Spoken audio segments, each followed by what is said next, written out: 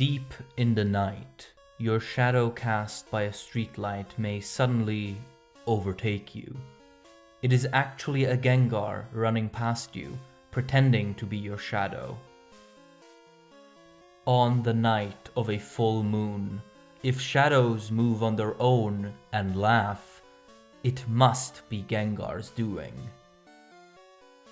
Should you feel yourself attacked by a sudden chill, it is evidence of an approaching Gengar. There is no escaping it. Give up.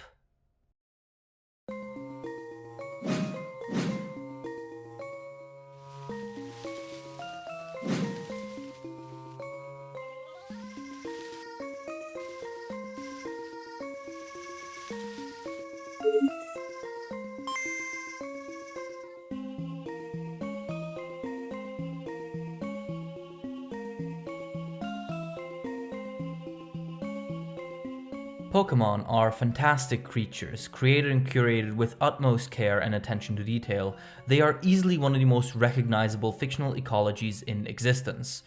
That is why I want to spend some time diving into these fellas and how and why they were created. And what better way to start than by covering the big smiley boy himself, Gengar. Supposedly main designer Ken Sugimori's favorite Pokemon, Gengar is among one of the first critters created, as he has the exclusive honor of having appeared way before Pokemon was even a thing.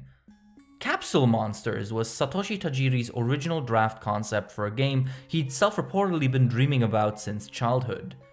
This sketchy concept piece / manga is generally considered the granddaddy of Pokemon and laid the groundwork of much of the series' identity. And, lo and behold, there on the first page, the literal cover of the concept, we find the earliest incarnation of Gengar.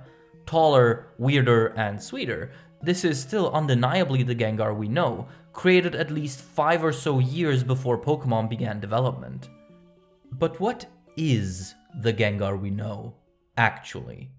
Before we proceed, we need to actually define and construct that which makes a Gengar.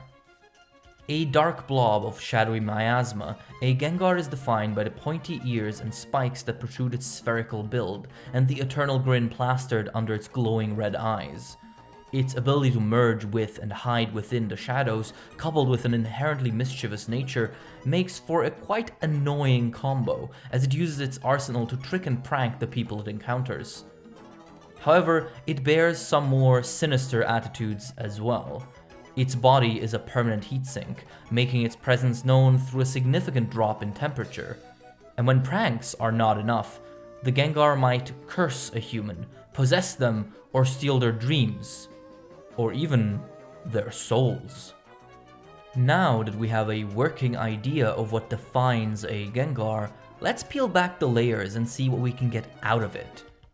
We should start wherever, but let's begin with the name, Gengar or Gangar, in Japanese. Immediately, it evokes similarity to doppelganger, the concept of a malevolent imposter that takes on the face of someone else. The link is pretty clear. Gengar is a shadowy force that can possess and imitate not just shadows, but full-on humans. So it can quite literally be a doppelganger. But a more interesting connection can be found between Gengar and a more specific being, the Genganger, a monster that appears in various Scandinavian folklore. This ghastly ghoul is said to be the echo of the anguished dead, the lingering malice of a life lost. They hide in shadows and are violent towards the living, often cursing and harming them. Sound familiar? Maybe more interesting, however, is that they are one of many Scandinavian monsters capable to deliver the Dodnikeknip, the dead man's pinch, which is a pinch or bite that these creatures administer exclusively when the target is asleep, an assault onto the sleeper's soul and dreams. This is a pretty cool detail, since Gengar is one of the Pokemon associated with the Dream Eater move, where the Pokemon eats the dreams of another, sleeping Pokemon, hurting them in the process. These connections are obviously not made out of steel, but it is still nonetheless interesting to see where we can link these things to. What matters here is not necessarily the intention, but the connections we can make with our own creativity and a bit of investigation. If we move on from just the name, let's look at the actual design and integration thereof. Basically, Gengar is a circle with spikes, limbs, and a face. A simple design completely in line with the unflinching simplicity of Gen 1. Despite that, and similarly to many Gen 1 designs, it packs a lot of visual information into that little space. For one, let's look at the basic shapes present, the most obvious one being the spherical main body or torso.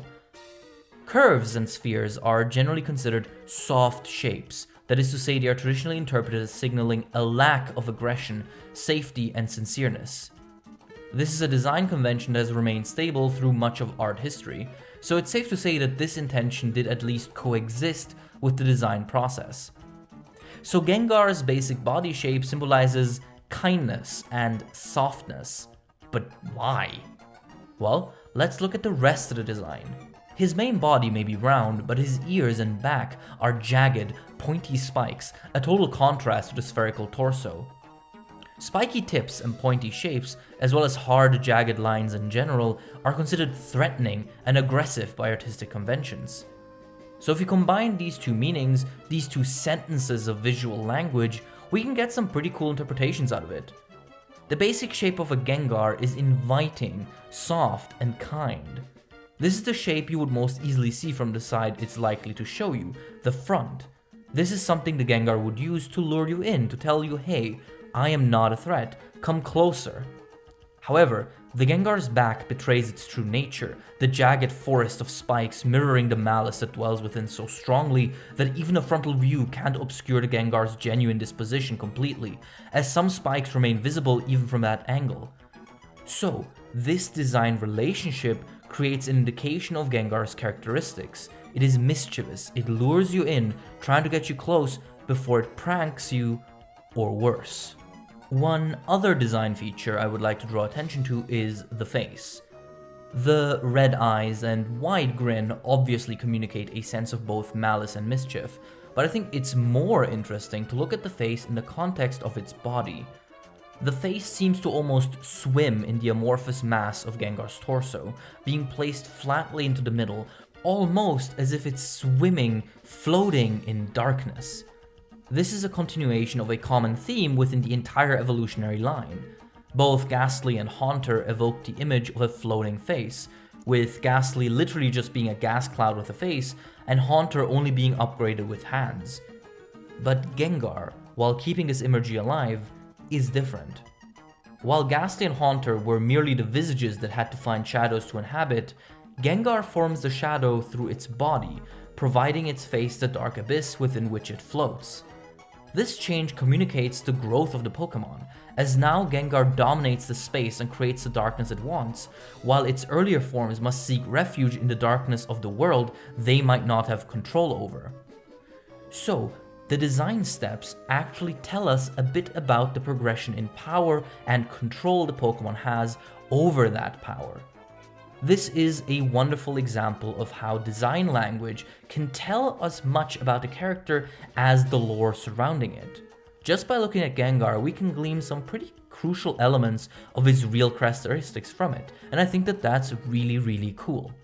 And there we have it, just a super breezy look of the design of one of my favorite Pokemon.